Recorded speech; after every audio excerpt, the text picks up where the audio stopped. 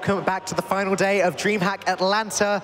It is the second semi-final. We almost are going to, well, we're about to find out who both of our finalists are.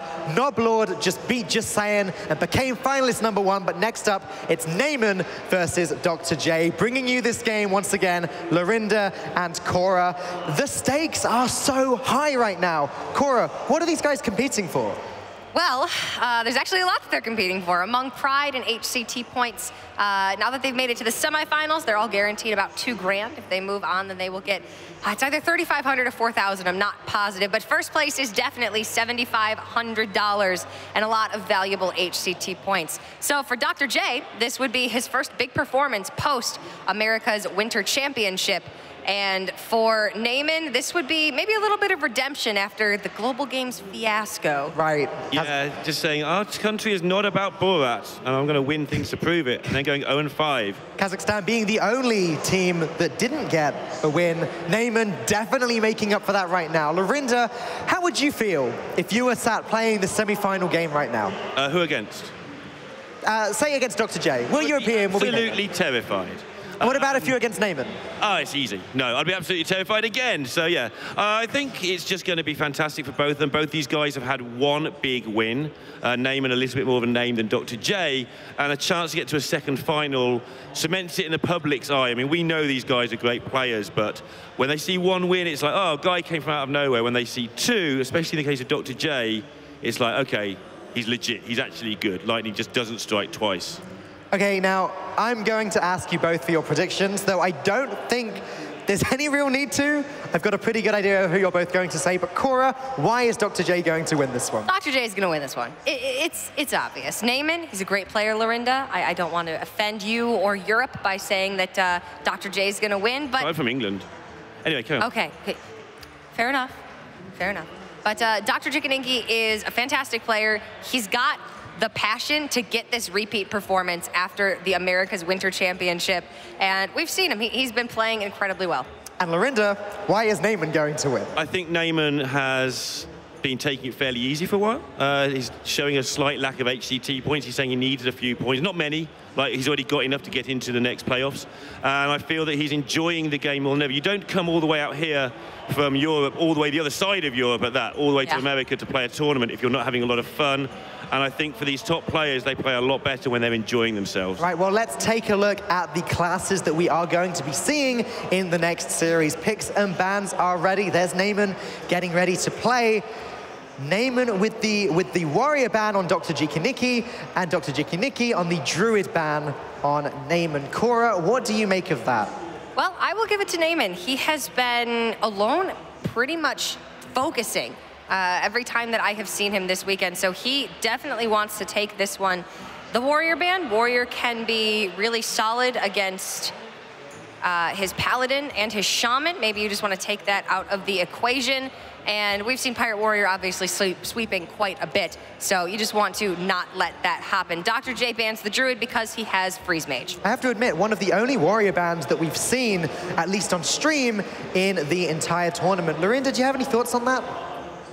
It's unusual, that's for sure. Yeah. Not quite sure exactly what's going on there, but it's just an aggressive deck. It's just a way of getting in your face. I'm just trying to go through Naiman's lists as well. Interesting strategy from Naiman. Naiman is the type of guy you'd expect an interesting strategy from. Look at him, stone cold concentration. I think that's a way to sum up Naiman. Great guy, really friendly guy. We've been talking to him behind the scenes. Same with Dr. J, actually. These guys are both great at being kind of the life and soul of the Hearthstone scene in very, very different ways. Obviously, Dr. J representing the Americas region, thus Cora's unyielding support, and Naiman being the only European, I think even the only European in top 16 even. No, in top 8. Pilu was in top 16. In top 8, though. All right, well, players are ready. We're not going to waste any more of your time. Naiman versus Dr. J coming right up.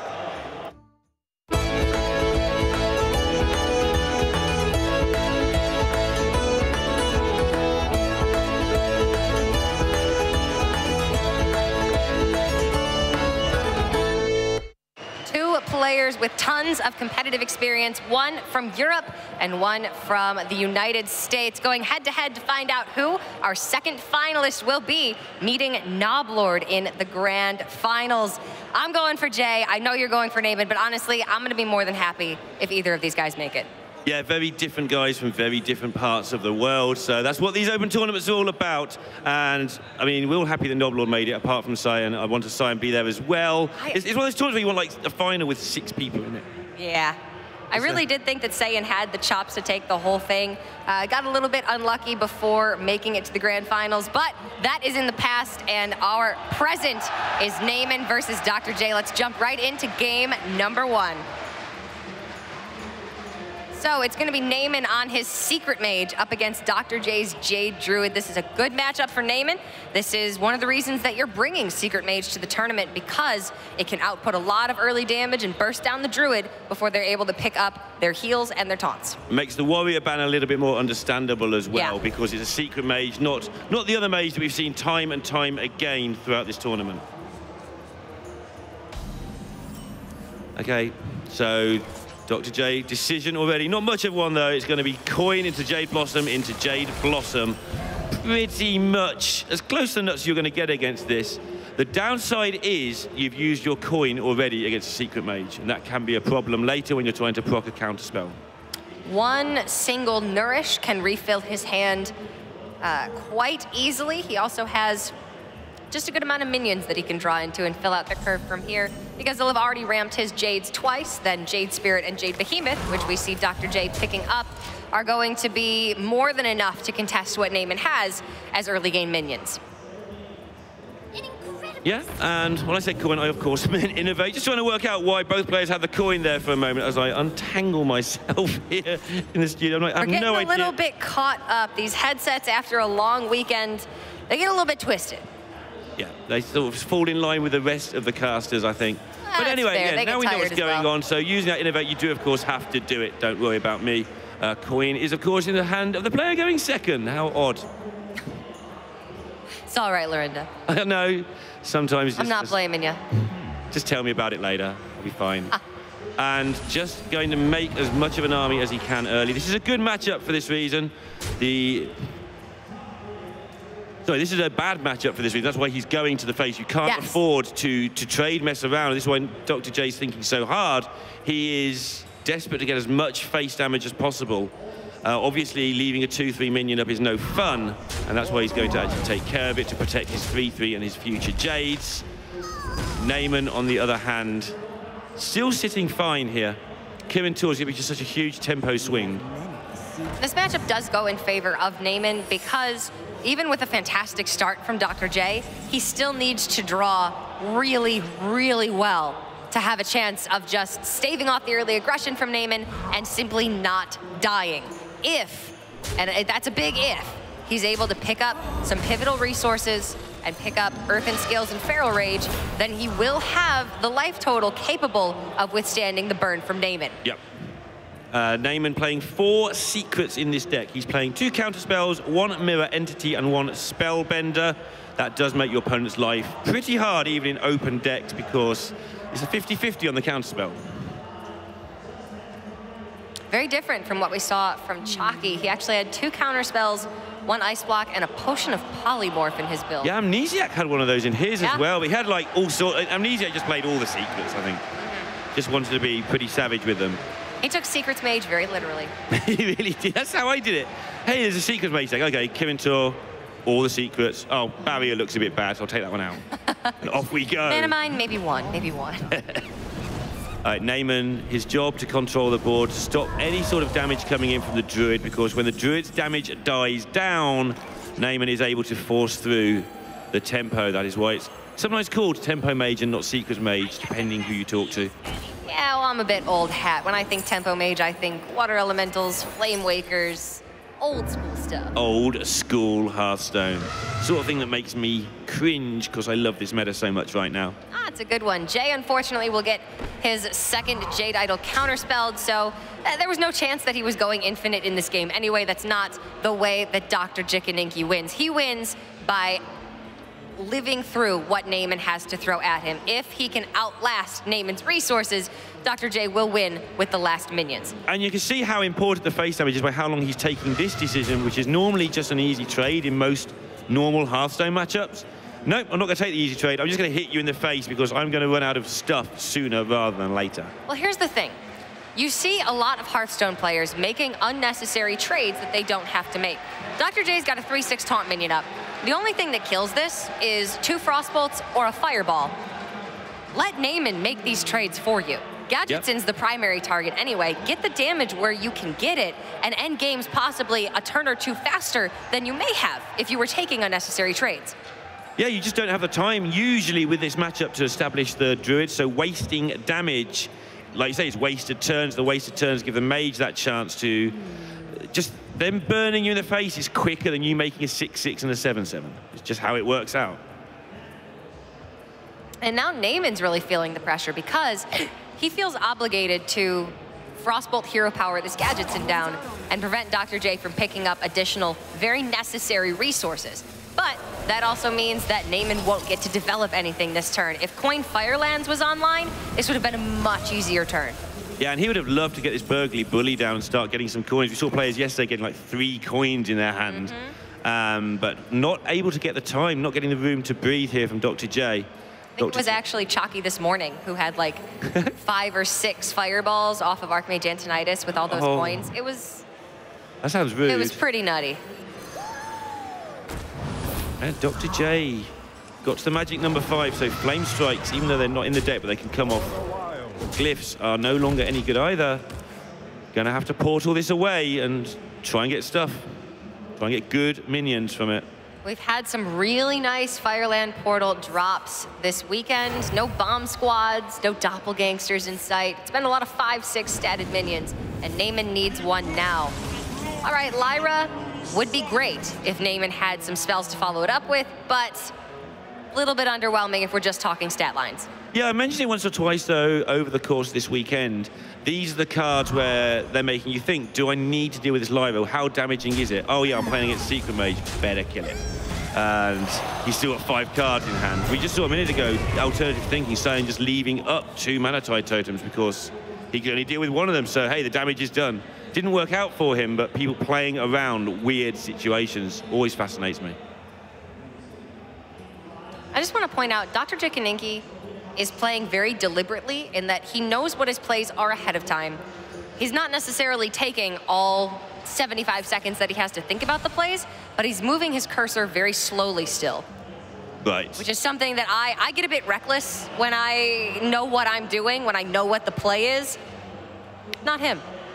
And Dan's another one. He plays really quickly as well. Yeah? Yeah, you fast guys, they scare me. I like to take all 75 seconds and then, you know... We are reckless. One game on to the next, real fast. But Dr. J he knows what he's doing, and he's executing it quite well. Yeah, he's executing it really well. Already down half the damage that he needs to do with a small part of his deck. And when you've done more damage like this as well, your Yogg becomes more powerful because it doesn't have to do much. All it needs to do is maybe a Huffer. That might be enough. Yeah, if you've done enough damage, just a little tiny bit extra, or just one spell going to face, suddenly your Yogg has less workload. And because Dr. J is still at 30 health, Naiman had to pick up Kabbalah's Tome off of Primordial Glyph, meaning now he has to play for a value game. And when you're playing for value, Jade Druid will win that game 9 times out of 10. Now, Naiman does have the benefit of having gotten rid of both of Dr. J's Jade Idols very early, so there is a chance that Naiman can run Dr. J out of resources, but it's going to take one really good Kabbalah's Tome to make it happen. Yeah, it's going to be absolutely insane if he does it because he just has no way of doing anything right now. He's got this Archmage Antonidas. Remember, this is a Secret Mage deck. It's not playing like one particularly, which means there is no Alex Straza. There's no self-heal. There's no Yogg either. There's no Yogg. He has no top end at all beyond Firelands Portal and Antonidas. So there's no comeback mechanism here. And he's just a stomp unless he can kill, if Naiman can just kill everything. Looks like Jay may just take this one.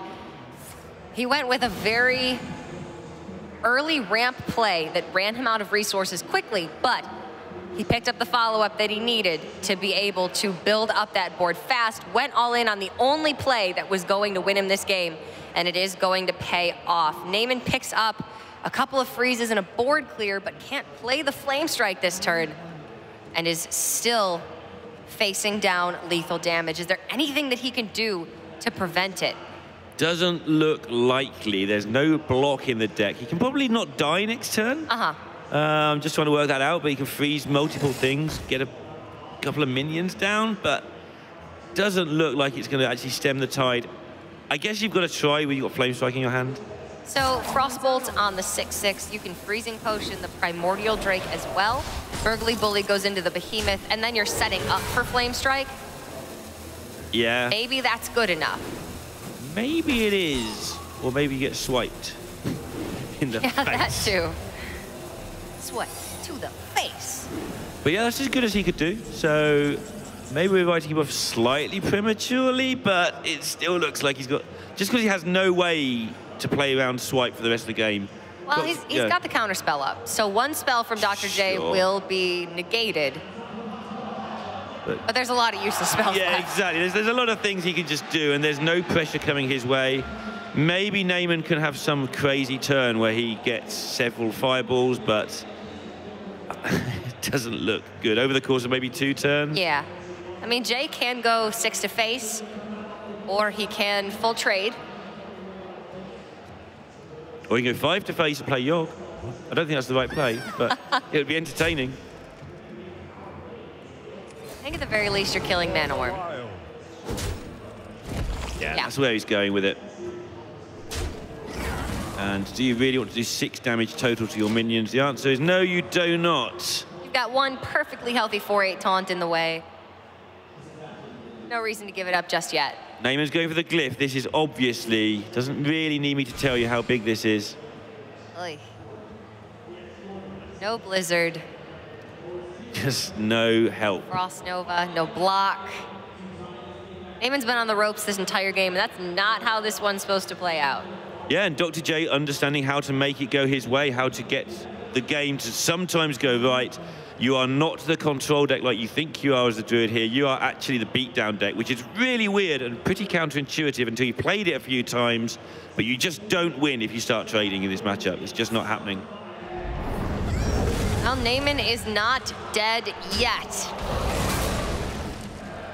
And he actually picked the Molten Reflection to set up for Archmage Antonidas Molten Reflection. That's pretty sweet.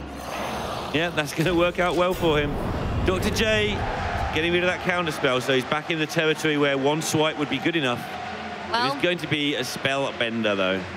Fireball Pain can't kill the Primordial Drake. Naiman has nothing else that will make him live through the next turn, so Dr. J is going to take game number 1 with the Jade Druid in what should have been a pretty reasonable matchup for Naiman. Maybe not hugely favored, as nothing is hugely favored against Druid, but definitely a few percentage points in his favor. Yeah, I mean, it's the reason that people are bringing Secret Mage to the tournament and doing well with it is the fact it's at least a soft counter to the Druid and not getting it done, and that is huge. You build your lineup to win those matchups. If you lose them, you end up in a world of trouble. Does have aggro Druid, so he still has a decent queue into this. One of the very few aggro Druids in this tournament, actually. I don't think we've seen many at all. No, we really haven't. But Naiman is going to go with his Paladin first. Paladin also has a great chance against Druid, but you do need to get the early minions down, get the early Murloc synergy going, and one Gentle Megasaur can win you the game with Divine Shield, Wind Fury, +3 attack, any number of adaptations. Yeah, and this is something you said, that Druid is always can beat anything, and that is largely due because Innovate is really good. Yeah. It turns out. That's a fact. And so having multiple solutions to it, if we're going to leave it up, is important, and Naiman does have all 3 of his decks are okay against Druid. So not a total disaster, I guess, as I thought it was when I first looked at the Tempo Mage getting beaten. Well, Druids that draw ramp tend to do well. They do, and this is almost the same hand as last time, except this time there's no Innovate to cheat the start.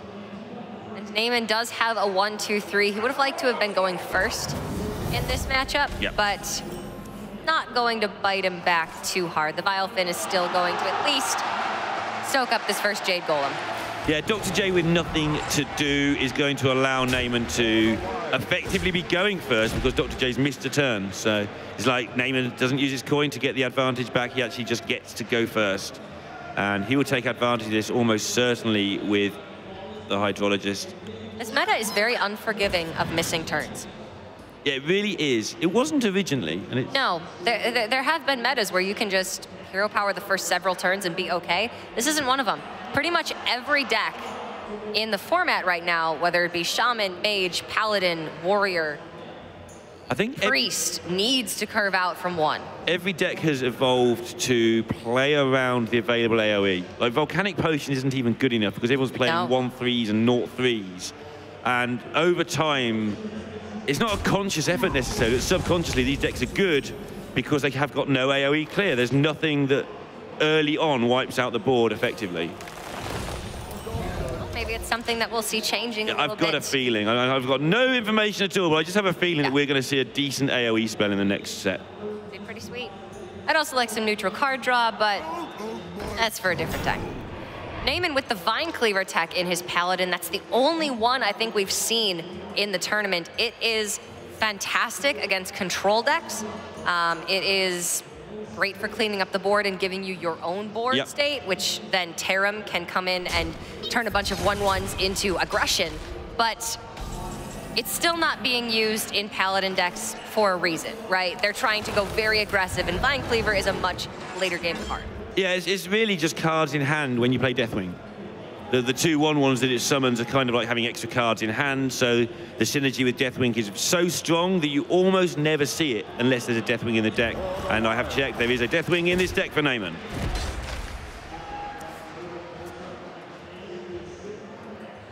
The Druid's doing okay here, but it's completely running dry next turn.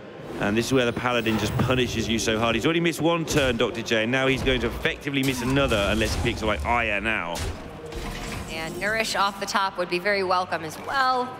Ooze is something to do. It challenges the board. Obviously, you'd rather it be hitting an Ashbringer or that Vine Cleaver, but this is acceptable when you're desperate. Naiman with the coin going into turn 6 is going to be huge for him. He's going to be able to sort out this really expensive, awkward hand over the next 3 or 4 turns and pose a gigantic threat with it. All right, so Dr. J hitting with the hero power, setting up potentially for a swipe onto another minion and then a clear on the other 2 minions with the addition of a hero power and the Gluttonous Ooze. He's not been able to abuse the extra mana at all. No. Normally when the Druid gets this 2 mana advantage and the Paladin gets a handful of 6s and 7s, you'd imagine the Druid to be a long way in front by now with the use of Nourish, those sort of cards. And Dr. J's just drawn none of that good stuff. His hand is about as bad as it could be. And all the extra mana he got, he's leaving crystals over every single turn, so it's equalized the game. I keep expecting Naiman to play like 8 mana of stuff, and I forget he's 2 mana behind in this game. You forego your early turns to ramp up so that your mid and later turns can be that much stronger than your opponent, and you hope to make up the deficit with those overstated turns, right?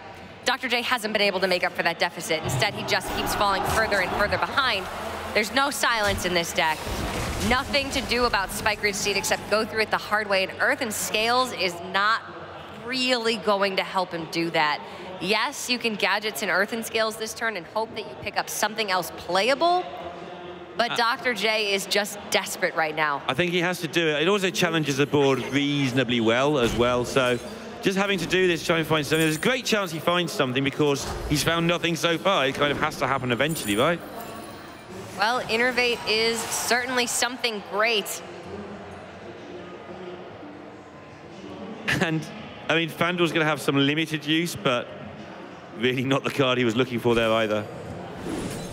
Picks up Innervate again off the top, then it could get a kill on the Vilephin, but it's going to be Jade Spirit instead. His Jades have ramped quite a bit because we did see the Jade Blossoms early on, but there hasn't been any follow-up since then. I mean, I've just not seen a Druid do so little for like 3 turns or 4 turns almost ever in the mid-game. Almost refreshing to see. a Druid failed for once. But unfortunate that it's Dr. J and that it's in the semifinals. Sure. J Druid's just so consistent. It's winning matchups against Pirate Warrior. It's winning matchups against every control deck. It beats Freeze Mage. It beats Secret Mage. It beats Shaman. It's like, what the hell can't this deck beat? For once, it whiffed. Yeah. One time. It should never win. Shouldn't be allowed. I like to watch my Jades just stomping to victory. Rinda, man. You don't seem impressed with this. You do strike me as a Jade Druid type of person, we'll say that. Thanks so much, Cora. I would take that as the compliment it was intended to be, I'm sure. It's okay. All I played for the entirety of 2015 was Secret Paladin. Everybody hated me just as much. Made you famous. Yeah. A loose use of the term famous. Maybe infamous. Infamous. We'll see. Who invented this damn deck? Oh, right. It wasn't me. You tuned it up very early, though. It was Blizzard. Dr. J finally finding some resources to make use of, but Naiman's going into the power turns. Vine Cleaver on 7, Tyrion on 8, Tarim for removal on the golems that Drjikininiki is now just getting going. Yeah, Naiman just is able to do whatever he likes in the next 2 or 3 turns as long as he keeps his cool. He'll try and hold a Tarim for longer, I think. Try and deal with some 6s and 7s if it goes that far, because he's not going to kill Dr. J anytime soon, but he is going to begin the process of getting unstoppable board states. It is a slow and painful death. It's great. Your favorite thing, aside from Jade Druid, is a slow and painful death. I'm making myself incredibly popular right now. Oh my God, Lawinda. Wow. Don't you start. That's Sottle's job. Hey, Sottle and Raven told me it was my job this weekend. It is your job this weekend. I'm just dutifully doing my job. I'm sure they will be incredibly pleased with you. Nah. Sottle's never pleased. This is a fair point, actually. This is Sottle we're talking about, just for once. All right, Dr. J doing all he can to wrest the ball back from Naiman, but when you play down your Fandral and there's very little to do with it, you know that you're struggling. Still no Nourish for Dr. J, but that does mean the density of his draws is pretty good. No Feral Rages left in the deck, only 1 Earth and Scales. He's got 2 Nourish, Aya, Primordial Drakes. He can pick up some good stuff, but all he's really gonna have to fight for the board from Naiman is big Jades. So he's going to need multiple cards to accomplish that goal. Yeah, it's interesting last turn. Naiman made the decision that he was gonna go with the small stuff this turn because he chose to play the Vine Cleaver, which means he didn't want to get the Tyrion out there. Yeah. Because he doesn't want the weapons to overlap. And so this kind of sad-looking turn is something that he did on purpose to set up this Tarim last turn. And suddenly it doesn't look so sad anymore. Naiman isn't afraid of Fandral at all. He knows if there was anything that Jay could have used in hand to combo with it, he would have done it. Yeah. This Fandral is just a 3/5. It's a card that you can very easily knee-jerk reaction to because of how good it was maybe 6 months ago. But when you actually do the math and work out what cards it goes with, you could eliminate all of those. They were, like you say, every single one of those cards would have been played. And apart from this Feral Rage, but who cares, right? Yeah, I mean, Fandral really only lost, what, Raven Idol in the rotation, so it's still good, but it's nowhere near as good on turn 10 as it is when you play Fandral on 4 and Nourish on 5. That's game-winning. This is just sort of... kind of happened. Yeah, okay. There were other bits and pieces. Still good, just nowhere near as good. It was just fine, right? Cards shouldn't be completely insane. Just being good is fine. The occasional leave it up, allow you to make a good play. I like it. All right, so Jay is heavily setting up for swipe here. Heavily, and I guess it's not 100% predictable. It doesn't matter because Naiman will play around it anyway. Yeah. Because this Primordial, Naiman knows that Dr. J's got nothing, so this Primordial Drake would be played anyway. But like you say, even though he will just play around it because it's obvious to play around. Best he way just saw to do one 2 turns ago onto the 2/1/1s that came out of the first Vine Cleaver swing and the other minion that was on board. I think he's got some pretty decent trade here anyway. He can take care of this Primordial with a 3/1 and whatever he chooses to buff with the Steed. He can take care of Fandral with a couple of minions and still have a powerful board. You're like playing around it accidentally almost. Yeah. Incidentally, you play around swipe while you make the play you'd play anyway. Yeah, it's nice. Always nice when you can do that. People love one drops to get bigger every turn, don't they? I know that's always been popular throughout Hearthstone. People, question mark? Person, i.e. you? Even I don't like one drops to get bigger and... Well, historically in Hearthstone, one drops that grow out of hand have not been treated very kindly by Team 5. Let's just say that. Yeah, this one's lasted a long time. It's only recently it's even become a nuisance, and it's dealable with, so it's not... The fact that health doesn't get bigger means it's fine, because the argument is always going to be just kill it. If you don't like it, kill it. You need additional minions to make the health bigger, and then if those disappear, the health goes back down. Dr. J is just drawing so horribly in this. Innovate off the top. In a game where he's drawn horribly all game, like you said a minute ago, the density of his deck must be so good right now, and he's still finding ways to whiff. Having 2 Nourish and Gadgetson in the bottom 14, it's unfortunate, but it does happen. Put your faith in the light. Naiman will extend his lead here, and Dr. J needs a god draw right now. Gadgetson or Nourish off the top could maybe bring him back into this, because he does have Earthen Scales and Feral Rage in hand. Behemoth just gets run over. I know it makes a big 5/5 Jade, but it's just going to get run over. Look at the hand for Naiman. He's just not going to be worried about this lot at all. 16 health for Dr. J as well, so going to be forced to play this Earthen Scales pretty soon. He doesn't even want to do this Feral Rage to kill because he wants to use it for armor, but he's going to have to, I think. It's just a mess for him, this game. Which is kind of fair, because he had the absolute god draw in the game before. Yeah, that's true. So we're sort of 1-1 thanks to Dr. J having an amazing draw and an awful draw. I think it's fair to say. And then we just get on with it. Best of 3 for all the gravy. Who gets to the final? Who gets to take on Noblord in the final? Imagine how long Noblord's stream is going to be if he wins this. The one that, you know, let's just recap DreamHack at 7 hours a round. From round 1 of the Swiss that I've recorded on my laptop. Oh, man. It might be like a whole month of Noblord wins DreamHack. The series. Noblord, DreamHack Atlanta Champ 2017, the month of... 96 YouTube part video. Oh my goodness. It'd be amazing. Talk about viewership. You want views? Have a 96-part YouTube series. About how to win DreamHack. He's got to win first, though. He can make it, and then at the end, it's like, twist! I lost. He's got to beat the winner of this set. We're still only in game 2, Lorinda. I know. I'm just thinking part 96, he just, Also, I lost. Yeah, I didn't actually win it, but thanks for watching. See you next year. The troll.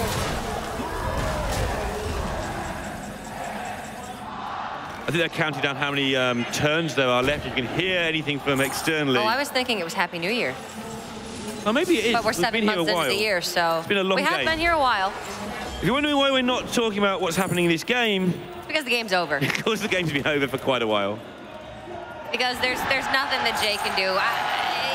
Yogg pickup could have worked a miracle, but he wasn't going to pick up Yogg off of that. So he still does have a shot to get it on the draw, but Naiman's got 19 damage on board. Jay's at 17, so he's dead.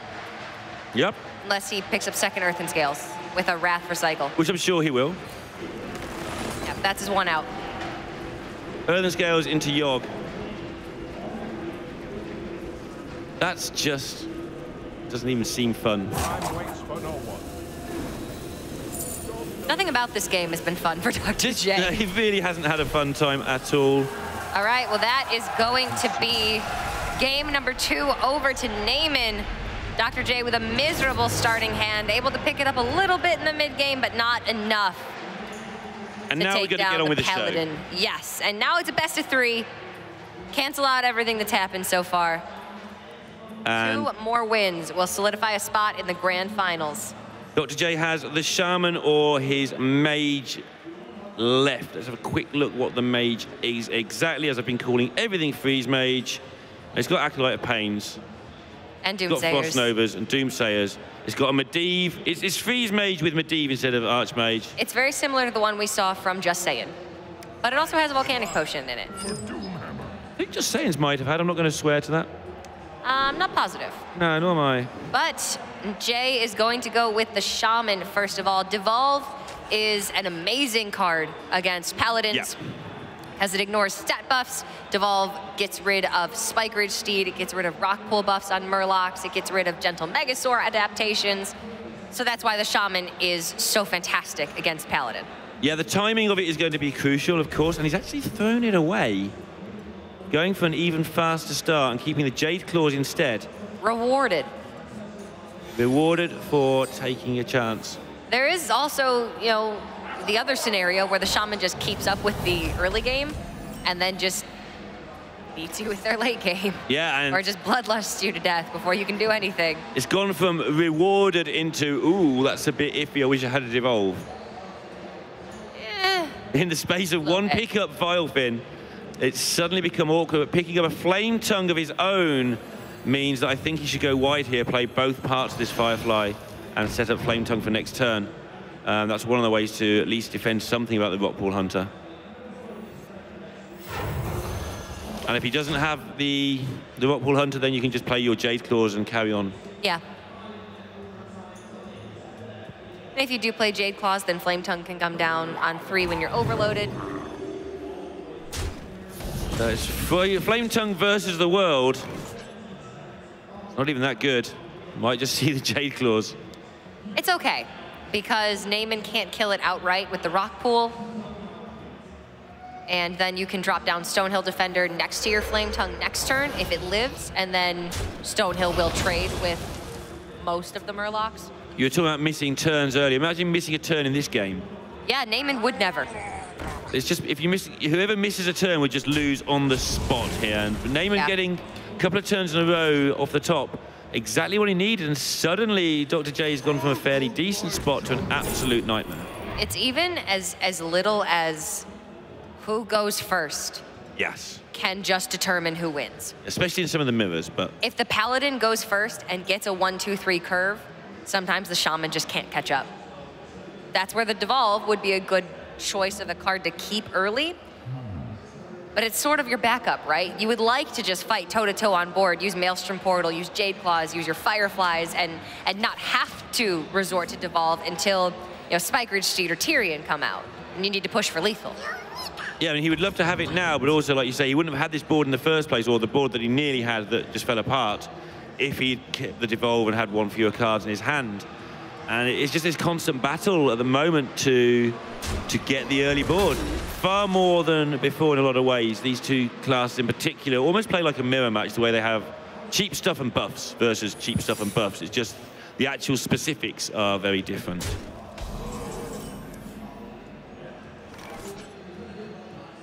Time to take care of this war leader, I feel. But you don't even know if he's gonna die. If that's Redemption, yeah. If that's Getaway Kodo, I mean, if it's Getaway Kodo, at least trouble. you make your opponent take some time. If it's Redemption, you kind of lose on the spot. Yeah, he can't risk it. He needs Naiman to make the trades. Secret doesn't activate. It's smart. It is. It's unfortunate, but it's smart. Yeah, and it's just a perfect shape, right? It's just going to take Naiman's impetus out of him. But he's got a whole bunch more where that one came from. Again, open list, doesn't have to play anything. I mean, he wouldn't play around it anyway, doesn't have to play around any tricky cards at all, Lightning Storm, anything like that, just does not care. That looked like a couple of really bad trades into a 5 health minion, but in reality, those minions were what, a 2-drop and a 1-drop? That killed a 4-drop? That's okay. And you're just making them for free out of the little factory on the right-hand side there now. The Murloc factory. Yeah, just what it's at. Don't worry, Getaway Kodo. I'll have another one of those. On the contrary, worry quite a bit. It's time to worry, Dr. J. These You weren't Murloc worrying before, you should be worrying now. getting well out of control. Yeah. Oh my goodness. Jay's been in tougher spots before. If he loses this one, which he is pretty far behind right now, then he'll have to take out Naiman's Paladin with his Mage. And then also the Shaman. Mage against Shaman is a good matchup. Mage against Paladin can get a little bit dicey. Yeah, the Mage could be okay, and we have seen every single match go to Game 5 so far. Yeah. So I'm pretty sure that Dr. J will be quite comfortable with this. The nature of Last Hero Standing is you do get a lot of 3-2 results. Yeah, because the players are counter-picking each other. Yeah, so whoever wins the first one quite often feels like in a strong position, but as we've seen, it doesn't necessarily pan out that way. No, it doesn't. You can win unfavorable matchups, especially when most of the matchups in the meta right now are very close. Even favorable matchups are 60-40, 55-45, nothing extreme. Yeah, there aren't many really crazy ones. I think some of the aggro Druid ones where it's favored are actually huge, but that's about it. And then like maybe Jade Druid versus Freeze Mage. That's actually stupid. But even we saw Freeze Mage win that yesterday. Caravaggio, I think it was. Yeah, he managed to clear the board, sticking Alex Straza down and just swing with it 3 times, win the game. Why not? So it is definitely possible. But Jay is just going to be taking too much damage with the third Murloc War Leader that is in fact the same as the first Murloc War Leader. Going to be coming down again next turn. You can play Goldshire Footman this turn, Jay. It's 1 mana. Yeah. You okay? I'm doing great. Checking you're all right. Yeah.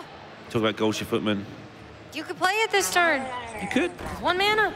You don't have to curve stone every single thing. No, but you can if you want to.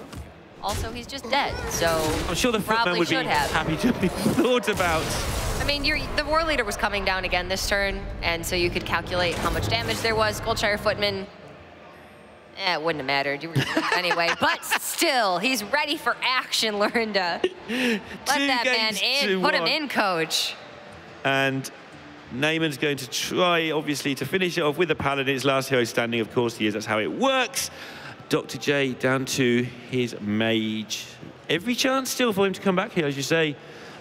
Minion-based decks are pretty good for Freeze Mage. I believe it's Freeze Mage. Yeah, it is. I've had real problems with these sheets in this particular game. It's very similar to Saiyans. Oh, it's the one without Antonidas, and it does have Medivh, which should be really good against these minion-based decks, as should Volcanic Potion.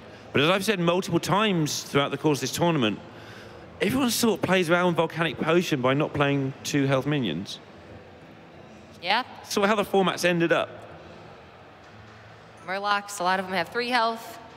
Aggro Druids buff their 2 health minions to 3 health.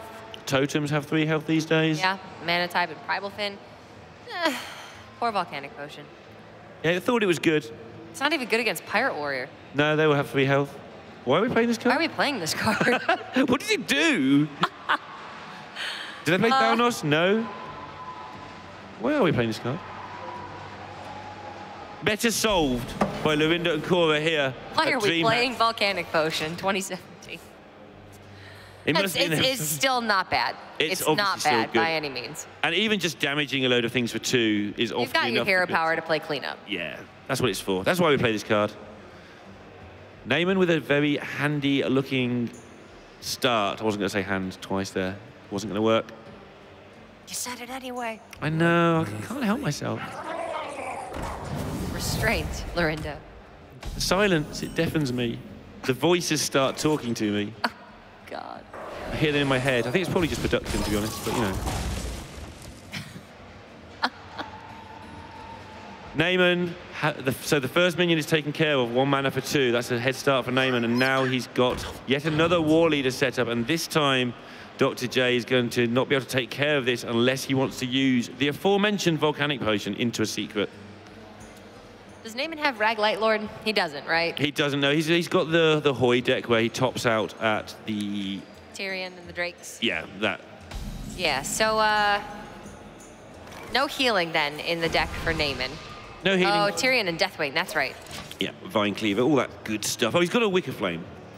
I knew somebody had a Wicker Flame. You can steed that Wicker Flame. You can Kings that Wicker Flame. So, I mean, that buddy it's a long is a workhorse. shot, but it might just work out.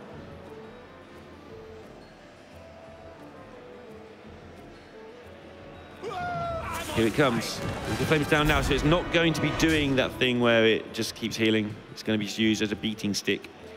Naiman's bigger chance of winning this matchup is if he just puts pressure early. Yeah. Kills Dr. J before he can get Alexstrasza down or perma-freeze the board. That's what Naiman's going for. Frost Nova for 1 mana is really, really good if you get to turn 10 alongside Alexstrasza. It enables you to just set everything up so nicely. It's also fantastic if you have Doomsayer and you need to bring it down before turn 5. Yeah. I like that. But it's already turn 5. So, yeah, the Alex play is pretty cheeky. And he has also got another Frost Nova. Yeah. Just saying. He's out. I know, we don't want to bring that up. Poor guy. Naiman being very careful here. Obviously, doesn't want to overextend. Finge is a good way of overextending because you overextend and get all the garbage out your deck at the same time. I do have to say, I would have liked to see the Finge in the middle so we could play around Cone of Cold. Yeah, okay. I just can't even argue that. That seems absolutely right to me.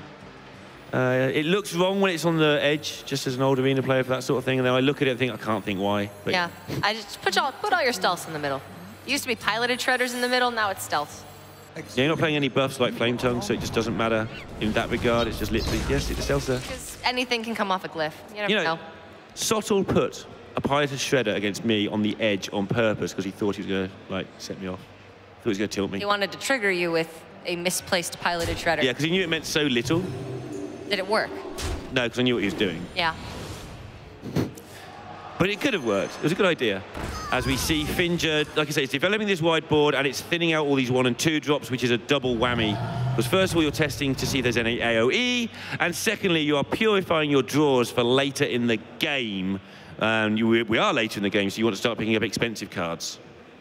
Naiman is firmly the aggressor in this matchup. Dr. J just needs to deal with the board, and if he cannot deal with it anymore, then he freezes it and starts throwing burn to face. Eventually, he wants to have a block set up, Alexstrasza come down, and if he can, double Fireball Frostbolt in a single turn or the 2-turn kill.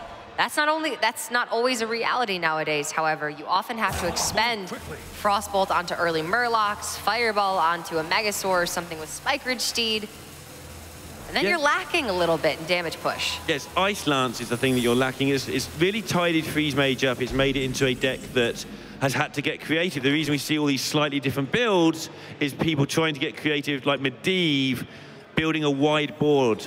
Antonidas was always in there occasionally, but getting those extra fireballs, finding different ways to get the extra bits of damage that have just gone missing because of Ice Lance's retirement. So the Getaway Kodo does put another copy of Wicker Flame Burn Bristle in hand for Naiman. So there will still be a little bit of health available if that can get through for some attacks. And this time around, I don't think we'll see that played until about turn 8, going into the Alex turn so it can attack after the Alex has been played. I think this Wicker Flame is just going to sit in hand for some time, going to be used more as a healing utensil. Don't know why he's a utensil, but hey. He's a spoon. There is no spoon. You matrixed me. Yeah, I guess I did. So Naiman has really done very little damage. For all this talking about what a great start he's had, he hasn't actually really connected face many times. And Dr. J does have those double freezers already. He has the Eater of Secrets, which is actually vaguely important because Eye for an Eye is a thing. Must move quickly. Yeah, that's true. That's actually one way that you can just steal wins from the mage. So if you pop the mage's block, they have another one active, and you put up Eater of Secrets, any point of damage that they do to you will kill themselves. So at most, if they don't have Eater of Secrets or heal, they can make it a tie, but they cannot possibly win. So it's pretty much the Paladin form of checkmate in this matchup. Yeah. There is the Blood Mage with the Volcanic Potion. That's why we're playing this card. Make it do 3, even though it doesn't want to. It did 20 or something earlier. Thanks to Frothing Berserker backup. Yeah. And Bitter Tides and all that other stuff that went on that turn. That was the game with Naiman that ended very quickly. Ended very strangely. And really, Dr. J is finding his way into this particular game of Hearthstone. Slowly but surely. But that's the strength of the mage. Yeah. It's also the frustration of the mage. Yeah. Naiman's just gone straight through the curve. He's played multiple Murlocs, had multiple synergies. He's had Finger going. And this is the first time he's hit for more than like 4 damage in the whole game. Like, what's even happening? It's adding up very quickly. It really is. Dr. J doesn't have either Fireball or the Frostbolt, all the things he needs to do the 15 damage in 1 turn after the Alex. He has none of it. He's been too busy trying to stop himself from dying. Rhyme-Street Enforcer is going to make Alex Straza a 9/9. Okay. So that's something. Yeah, that's extra points. Eater of Secrets goes to a 3/5. It's like it already ate a secret. It's kind of weird. That's value. He knows who he is. Still some pretty good drops off of Firelands Portal, though. Dr. J pretty much snap played that Firelands Portal because even though he's down to 13, Naiman doesn't really have any burst potential other than tear him onto the 1/1 recruits. That would have given him some issues, but still, Naiman wouldn't have been able to pop the block this turn. So Firelands Portal was pretty safe. Worst option, Bomb Squad comes out. Then you're in some really big trouble, but Dr. J didn't have the option of playing around it. Yeah, the good thing now with those kind of random effects is we have got a big enough card pool these days that sure, it happens, it's a thing that occurs, same with Doomsayers, but you no longer have to actually physically think, oh my goodness, this is like it's 1 in 25, where it's actually terrifying. When it's 1 in 70 or something, you'll just deal with it the turns it happens. It's just not your day. Naiman still trying to deliver damage, obviously. So hard crawling through this sort of treacle that is set up by mages. And there is the turn 8 Wicker Flame, which means that if he plays Alex now, that Wicker Flame can attack and heal, as we said a few turns ago. What is a treacle? Treacle. Is it it's like syrup. A British thing? Syrup. Okay. To you, I guess. I never realised that wasn't a word. But yeah, syrup. It might be, like but really thick syrup. Okay. Interesting. Imagine walking through that and you get the point. It would be tough. That would be Dr. Drjikiniki's uphill climb right now. And it would smell. Let's not get into that. But Dr. J is pretty much ensuring that this Doomsayer does activate because Naiman filled his board to 7. Yeah. So Tarim cannot come down and then Vine Cleaver cannot kill the Doomsayer afterwards. On the other side of that, what Naiman did by holding onto the Wicker Flame was make sure that Alex Straza and Frostnova, the combo just never happened. The Doomsayer thing was more important. But now Alex Straza is going to come down a turn later than it would originally have done so, in case Dr. J didn't have a truly awful hand. Which, as it turns out, is kind of awkward. Of course, he does. Yeah. Plenty of time still. He's not dying anytime soon, I don't think. All the damage that he does now is permanent, though. And that Eater of Secrets is a 4/6? I believe so. All right. At least a 3. It's definitely a 3/5 because he's got funny colors coming out of his nose. But yeah, I'm pretty sure that the Enforcer procced twice because the Alex is a 10/10. So Tarim can come down and nullify the Alex. Naiman can build up his own reasonable board state off of the Tarim. Yep. All he's thinking about is which other minions am I going to play with my Tarim. Yeah. But Dr. J just needs to string together a couple of burn spells to win this game. Arcane Intellect, a very important part of stringing those together. That last turn pickup's going to give him every chance of picking up the fireballs and frostbolts he needs for the 15. And he doesn't even have to do it in 1 turn now. He can just start chucking firelands at face as well. And suddenly Naiman, well, not suddenly, it's been coming for a while. We could see all the freezes in hand. But Naiman now is becoming clear to everybody he's struggling in this game of Hearthstone. Reporting for duty. I must move quickly. That being said, Dr. J doesn't have much defense in his own right. Naiman putting a whole lot of damage on the board here. And, okay, the block is up, but the clock is on for Dr. J. He could lose the block next turn and have to kill Naiman over 2 turns. And this needs to be a good intellect and a good glyph. That's good. That buys him another turn. That's another card for him to look at next turn. He instantly looked at the Arcanologist there just to make sure that the extra card he draws next turn is going to be a good one.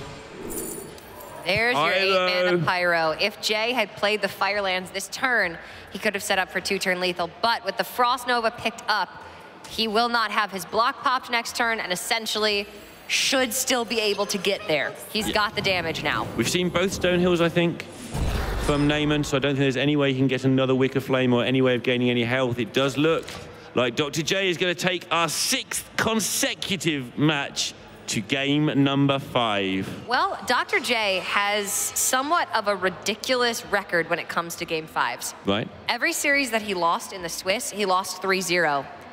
And every series that he won, it was a 3-2. So if you give up one game to Jay, he's won the series, pretty much. Last hero standing, ladies and gentlemen. Yeah. Last hero standing. And, okay, it's going to go to 2-2. I've written it in my book, so it has to happen now. Well, and actually think about it. Jay's got Freeze Mage. Naiman has Shaman. Yeah. Is it just a standard Bloodlust Shaman? Let's have a look. It is. Freeze Mage is heavily favored against this. Yeah, it's just and these he has Volcanic Potion. 2 minion-based decks in a row. And Volcanic Potion, we've laughed at it a little bit at its expense, but Volcanic Potion very, very good at just tidying up all the boards that Shaman presents to you. And Dr. J, when you have 2 sort of 70-30s in a row, you're not favored. When you have 1, obviously, kind of how 70 works, you're massively favored. He still has to win this one first, though. Naiman, I do not believe, has anything that he can use to gain life. So Jay should have the win next turn, just with the Firelands portal. Looking through the deck list now, I'm trying to. For some reason, these deck lists have gone through some sort of like time warp, and they're all backwards. Only on Naiman's, and they're all actually fine. It's just me being dumb. But we're there now, and he does not have any healing. He's gone through 2 Wicker Flames. One of those came from Stonehill. The other Stonehill fetched something else. I believe one was Getaway Coded. Oh, okay. So, see, there's the Stonehill still in hand. Yeah, so you can get it. The Wicker Flame was Getaway Coded, so we still have yet to see Stonehills. But it's too late. But it's too late. Because Wicker Flame's so slow. Okay. Thank you for the save. And No thank you problem. for drawing that card, Naiman, just to make the save kind of shit. Excuse me. Lorinda, It happens. you're so British. I know. All right, so Jay's gonna take this one. He's gonna make this a series going to game number 5. 1 game now, it's a best of 1. Best of 1, 6 series in a row have come down to this, and Dr. J's lineup has put him in the position where he can get to the final to take on Noblord to see who's going to be the DreamHack champion. We got Dr. J versus Noblord in the finals. It would be the battle of 2 players who are incredibly experienced, but maybe not recognized by the audience as such quite yet. Whereas Naiman is a professional, is on Team Virtus Pro alongside Dr. Hippie, and has been playing for so long and is so talented. Yeah, I mean, just absolutely fantastic to see them get there. I just want to see, I want to see them both there. I've said this before all day. There's so many talented players I want to see in this final. I just don't mind which one it is. Obviously, being for the European server, I would like to see it be Naiman, but if it's Dr. J, I just have no complaints at all. So this turn, Dr. J had lethal with the Firelands portal. Right. But if that was eye for an eye, it would have been a tie. Right. So Eater of Secrets comes down with the ice block. As long as there's no other eye for an eye for Naiman, now it is a win. Sure, and we just talked Stone through that just because we had assumed it was over, because we knew it wasn't eye for an eye, but we'd forgotten that he hadn't checked for it. Good call, good spot, and he does finally get it done. 2-2 finally happens. So Naiman on the Shaman.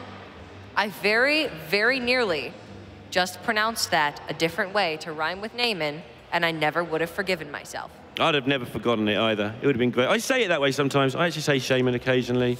I used to say it all the time until I realized that only one other person did it. And I sort of didn't want to be the gimmick infringement. Plus 95% of the world says it the other way. So I kind of fall into line as close as I can with my pronunciations. Sometimes they don't quite work. All right, game number 5. Naiman needs to put early aggression on the board. If he can devolve a Doomsayer or an Acolyte of Pain, he can prevent Dr. J from picking up the resources he needs to kill this board. But the onus is on Naiman.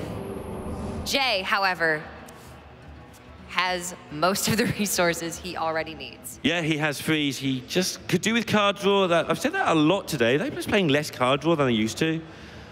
Just doesn't see. I guess Loot Hoarder sort of bit the dust. It did. So yeah, that was there is slightly less card draw than there used to be. But it feels like if he draws any sort of Arcane Intellect, gets going with there, he will be able to get this job done in style. Worth noting though, Naiman has now picked up Doppelgangster. Doppelgangster Evolve is definitely a way putting on a lot of pressure, and currently there is only one freeze in Dr. J's hand. Naiman may just have to devolve these two Arcanologists, so he has something to do this turn, and they don't just run rampant. Yeah, and that is something we talk about a lot, the chip damage that Mage can get in. If it can get it in, and it looks like it's going to, it just takes the pressure off your spells, then you can start fireballing minions if they get in the way and not worry too much. And there's an Arcane Intellect, the card we were saying that he's going to need. Well, this turn was much smarter by Naiman. With the hero power thing from below is now playable on turn 4, but the Arcanologists even are just more valuable as cleanup tools. Instead of needing to play Volcanic Potion this turn, the two Arcanologists are going to thin out Dr. J's deck, put all the secrets that he needs in his hand, and then allow him to play cleanup with them as well. Picking up Frostnova, you just couldn't ask for a significantly better hand than this in Dr. J's position. Naiman's plan, I mean, he has to get rid of these Arcanologists before he does anything.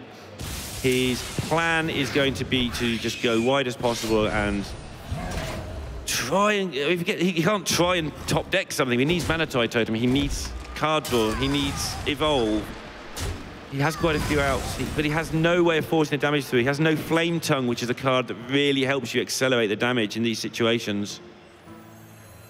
Dr. J is not feeling any pressure. He's gonna throw up Ice Block this turn, even though he could have taken 2 off the board with just a hero power. Does pick up the Manatide. I don't know if he'll want to play it this turn though. He'll want to get the thing from below and some damage established, but it does of course make that thing so much easier to play next turn.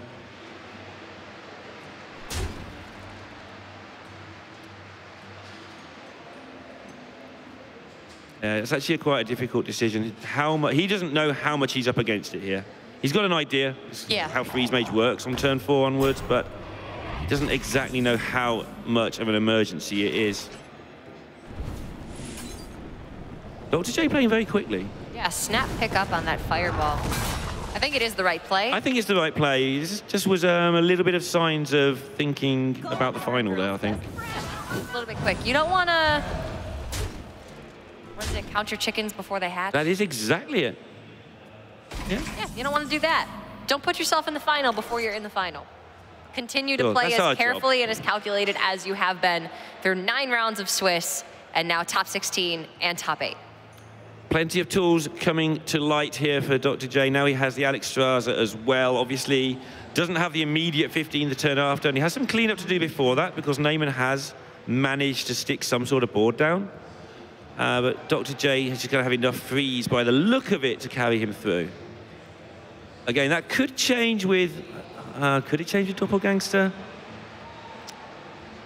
Getting frozen kind of doesn't matter what's going on. Yeah, and Jay doesn't necessarily need to kill the minions that come off of the Doppelgangster, so death rattles aren't even super relevant. He just now has access to 3 turns of total board freeze. Yeah. The only sticking point, which I don't think is a problem, is he doesn't want to get procced the turn he plays Alex Straza. Yes. Which is why that 1 mana for Frostnova we talked about last game was so important. But other than that, and I'm sure he can work a way around that, he's looking in a good shape. So it's Naiman's job to get 19 points of damage on the board going into that turn. Just to delay Dr. J's Alex Straza. Oh. This isn't how you go about getting 19 points of damage on a board. It's Devolve still in hand for Naiman, though. It is. So, this board will not be killed quite yet. Dr. J is actually doing it in a different order for that reason as well. If he could have picked up a 1 mana Frostnova, he could have just done his freeze, guaranteed, basically. Yeah. Didn't get one, so now he goes to plan B, which is this, knowing full well this could get devolved. Cone of Cold, a little bit too expensive, unfortunately. But he does pick up an additional fireball to make up for the one that he used on the thing from below earlier. There's the evolve. It's going to be able to play after this turn, which will put a lot of attack on the board. All right, well, Blood Imp. Sorted that out. He'll be there for a while. Buffing Alex Straza. Yeah. Sort of hanging out. Naiman trying to work out if there's any reason to buff this board, because obviously Doppelgangster's not doing anything anytime soon. But yeah, no need to waste resources.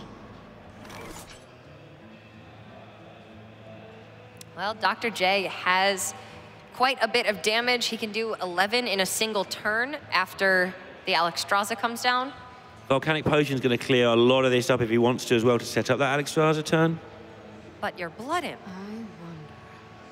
Good. Just hiding in the shadows, being all sneaky. But Volcanic Potion will kill it. Yes, good. That'll teach it. Yeah, he's going to go with the Volcanic Potion, and the Blood Imp is going to go down. No, he's going to protect it. He values that Blood Imp. He does? Nah, he just can't kill both of the 3 health minions in the same turn with the Volcanic Potion, but it also gave a 50-50 of the fiery bat actually hitting the Blood Imp but not his face in the real world where the game's taking place. Volcanic Potion actually would have meant that Dr. J could kill the Manatide Totem with a hero power and prevent an additional draw for Naiman.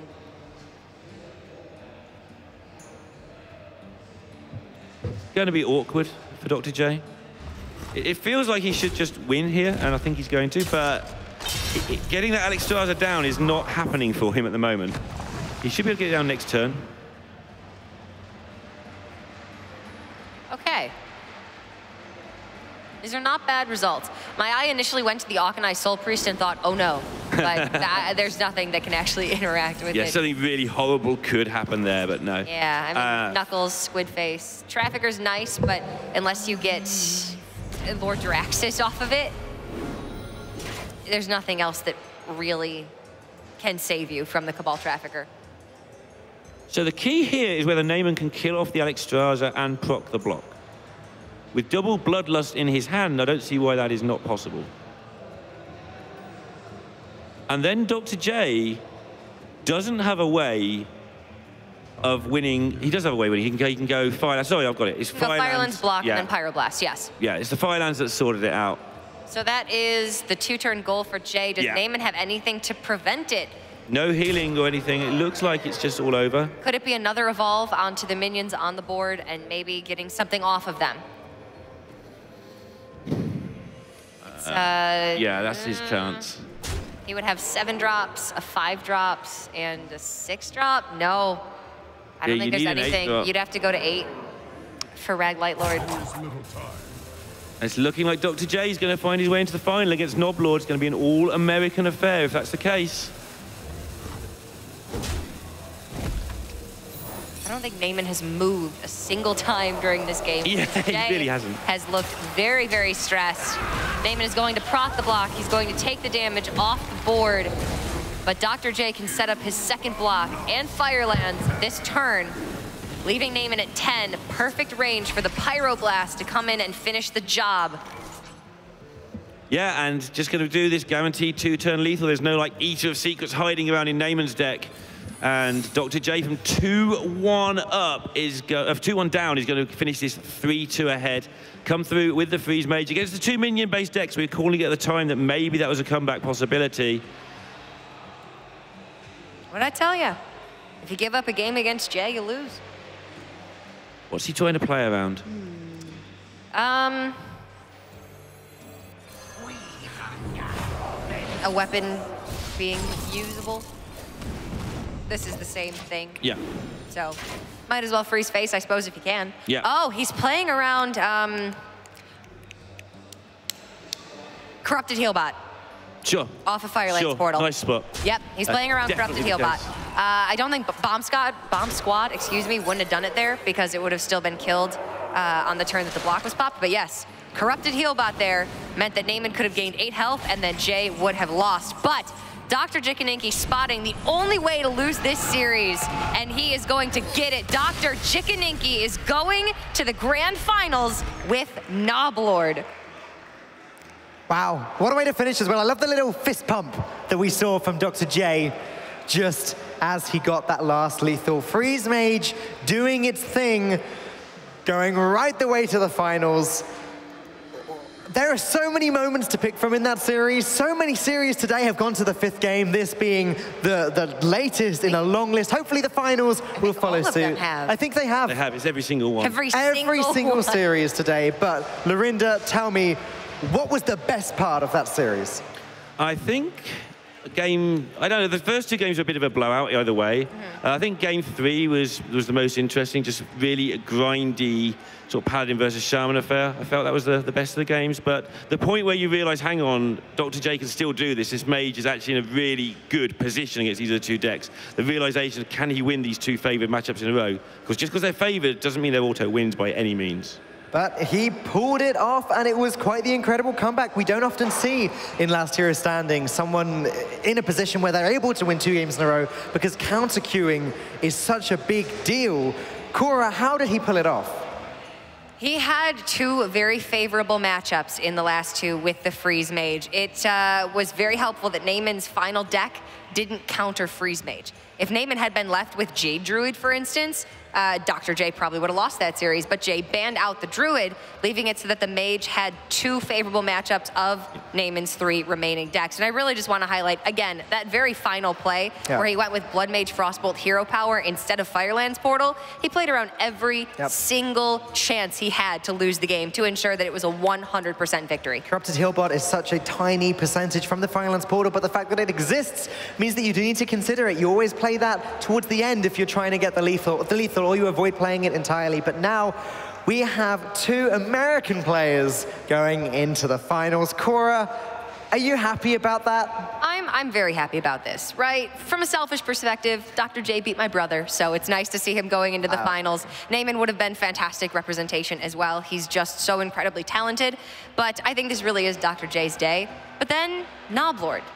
I feel like we sort of write Noblord off. He's got a silly name. Nobody really knows that much about him. He's a college student who has had so much Hearthstone experience since he was in high school, 4 years ago, playing during closed beta. And now it could just be his time to finally shine. They are both very close. Lorinda, we've lost our last European player, but we've got a pretty good lineup. Are you excited to see what they can do in the finals? Yeah, it's going to be fantastic to see exactly what happens here. These 2 guys, both, we've given their story throughout the whole thing, and now it's got to the point where one of them is actually going to get it done, and I'm excited to see which one it is. And I really don't mind. It'd be interesting to see. Well, not much longer to wait now. We are going to go to a short break to give Dr. J some time to reset. It's only fair that he doesn't have to go straight in from this game into the finals. He's going to have some time to sit down, relax, take a look at his opponent's deck lists. But don't fear, we're not going to be gone for long.